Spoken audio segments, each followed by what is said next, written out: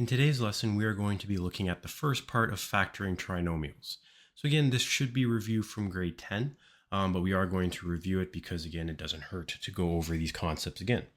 So we're going to be looking at factoring trinomials, and this one is specifically looking at when a is equal to 1. So you may have heard this or learned of this as factoring simple trinomials compared to complex, which we'll do in the next lesson.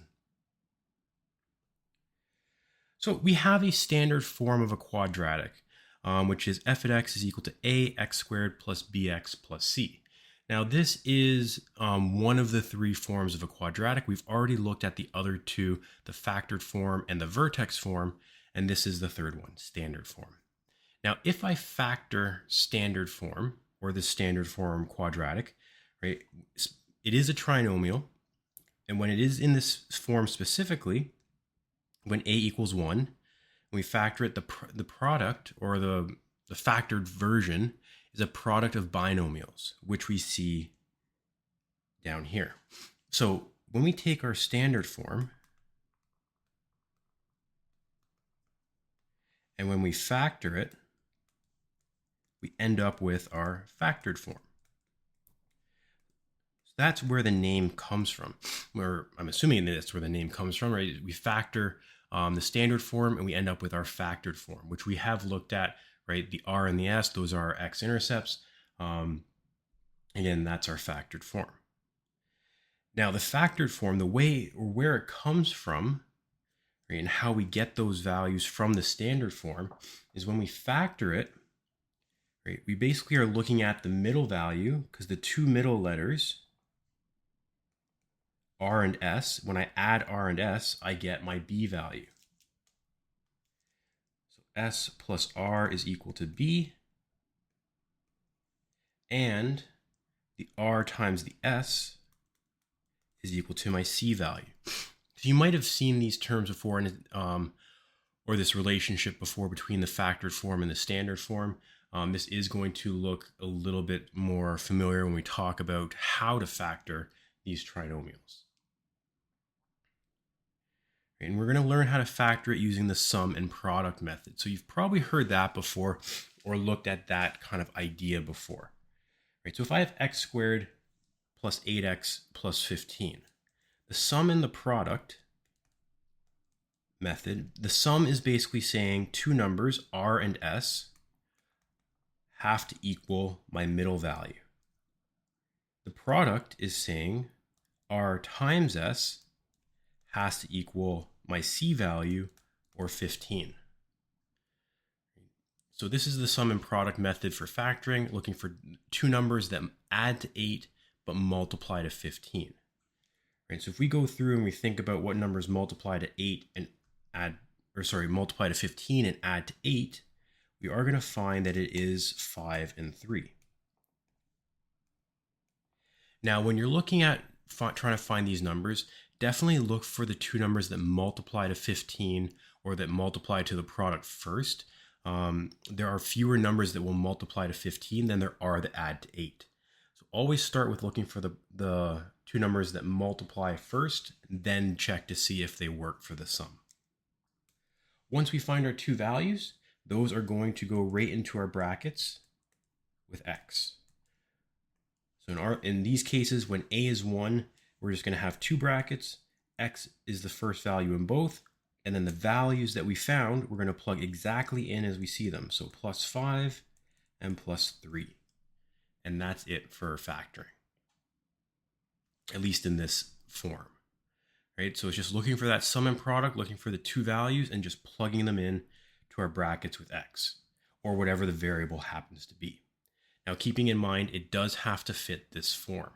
Right? We do need to have the a value of 1. It has to fit the form ax squared plus bx plus c. So we should see a letter squared and then a single letter and then nothing at the end, or no variable at the end.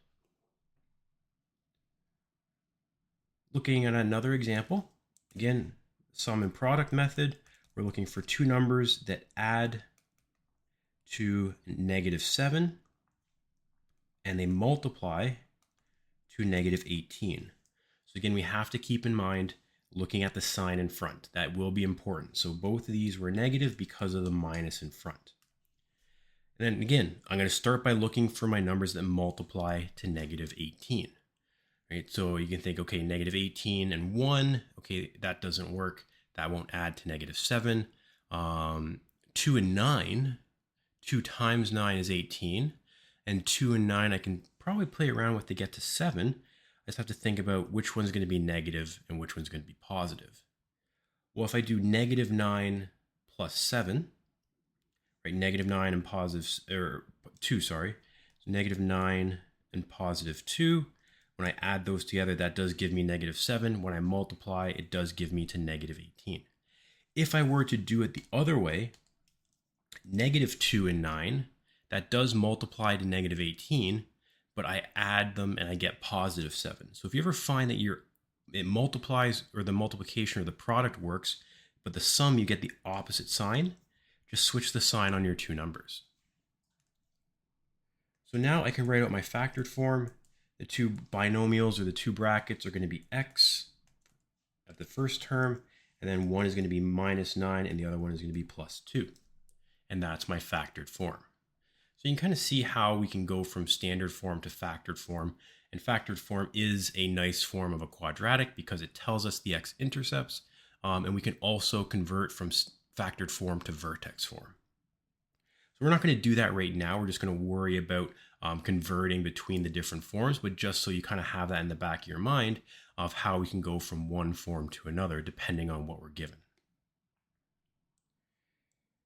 So again, this is hopefully review, so we're just going to go through and do some practice. Right? So again, sum and product, product and sum, however you want to word it. So I'm looking for two numbers that add to 7 and two numbers that multiply to negative 18. So very similar to the last one we just did, except instead of negative 7, I want positive 7. So if that's the case, I'm just going to switch the signs around. Make it a positive 9 and a negative 2. And then my factored form is going to be x plus 9. Oops. X plus 9 and x minus 2. And that's my factored form. B's a little different because it doesn't look like what we've dealt with. It has an a value that is not 4. But what we should be doing, and the very first step that we should always be doing, is we should be looking to see if we can common factor. Right? We always want to see if we can common factor first.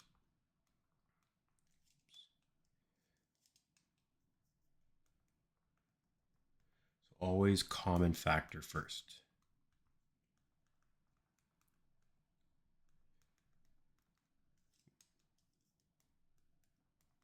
That's only if possible.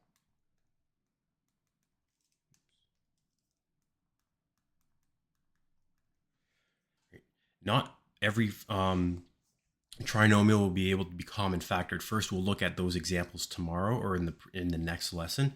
But we always want to check to see if we can common factor first.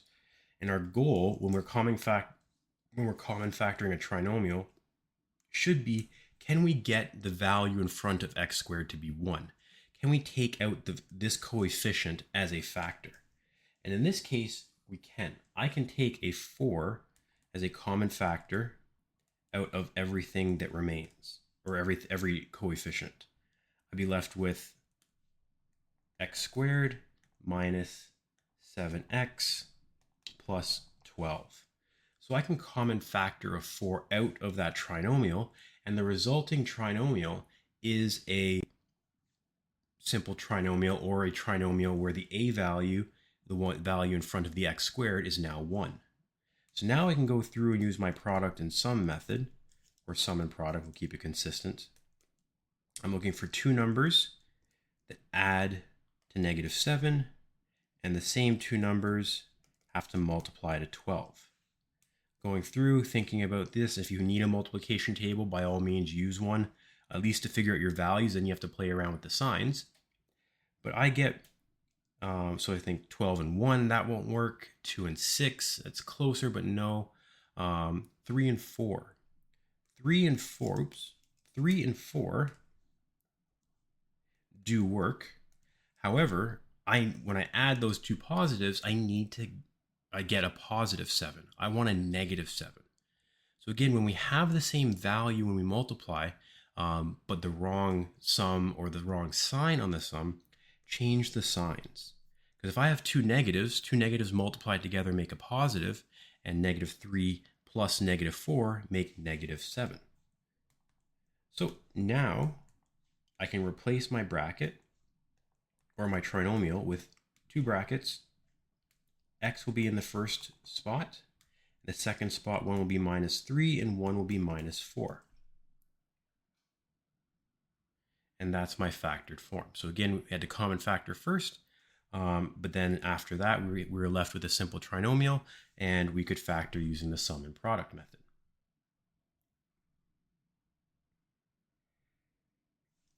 More examples. Again, sum, product, two numbers that add to 9, two numbers that multiply to 20. So the more and more you do this, the more and more you're going to see some of the same numbers over again, and it really does help help you solve these kind of questions quickly, and lets you really understand the times tables, right? So knowing your times tables is very important. If you need to use a physical copy, by all means use that, but it does really help if you can kind of pick up on some of these numbers just in your head rather than always having to go to a table. But again, that only happens if you do practice. So two numbers that add to 9 but multiply to 20. X is going to be our first value, and we have positive 4 and positive 5. X squared plus x minus 6. Again, a sum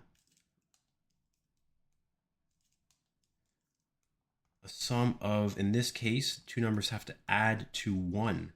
Right? There is that invisible 1 there on the x, so two numbers that add to 1, but they multiply to negative 6. So in this case, going through, positive 1, so I have positive 3 and negative 2. I have two brackets again. X will be the first value because that's the variable I'm using. One will be plus 3, one will be minus 2. Last two examples. Sum and product. Again, here though, we can see that the value in front of x squared is not 1. So if that's the case, we probably need to common factor or check to see if we can common factor. If not, again, that will be something that we look at tomorrow. So in this case, I'm going to see if I can common factor a 2 out, which I can. 2 does go into every coefficient. Negative 4 divided by 2, or 2 times negative 2 is negative 4. And we have negative 35, because 2 times negative 35 is negative 20. I'm now looking for two numbers that add to negative 4 and two numbers that multiply to negative 70. Again, they have to be the same numbers. They're not two different numbers for each of these scenarios. It's the same two values. So thinking about it, in this case, a little bit harder here. Two numbers that multiply to negative 2, or sorry, not negative 4, sorry, negative 2. I wrote out the wrong one, and not 70, it should be 35. Right, so again, make sure you do use the factored version and not the original one, because I was going through trying to think of two numbers that multiply to 70 and add to negative 4, which won't work. Because if I was trying to factor the original expression, I have to use a different method, which again, like I said, we'll look at in the next lesson. So when we're after we common factor, make sure we use the negative 2 and the negative 35. Now looking at it, okay, negative 7 and positive 5, that does work. Those two multiply to negative 35 and they add to negative 2. So my factored form now, we'll still have our 2 from the common factoring. We'll have our two brackets. X will be the first term, and we'll have minus 7 and plus 5. The order of those don't matter. You could have the +5 first and the -7 next. Order for in that case doesn't really matter, but it should be or it needs to be the second term in your bracket. Finally, the last expression, two numbers that add to -11 and two numbers that multiply to 30. And if we go through, think of our numbers that multiply to 30, we should have 6 and 5, but that would give us +11. So -6 and -5 still multiply to a positive, but they add to -11. Once we have those two values, we're going to put them into our two brackets. X will be the first term. We're going to have -6 and -5 as our second terms, respectively. So again, hopefully this was a review because you would have covered this in grade 10. Again, really start to practice some of these because it will help in some of the quickness of solving this. The 8 questions that we just didn't take us too long. We're only at about 16 minutes in this video, right? So going through and doing the practice, recognizing a lot of these multiples or knowing your times tables will really help you solve these questions. And because it can be exhausting when you're trying to look for the multiples and looking for those two numbers. But if you can quickly find those, then you just kind of maybe have to play around with the signs to get it to add to the right value. But other than that, just knowing your times tables will really be helpful with this concept.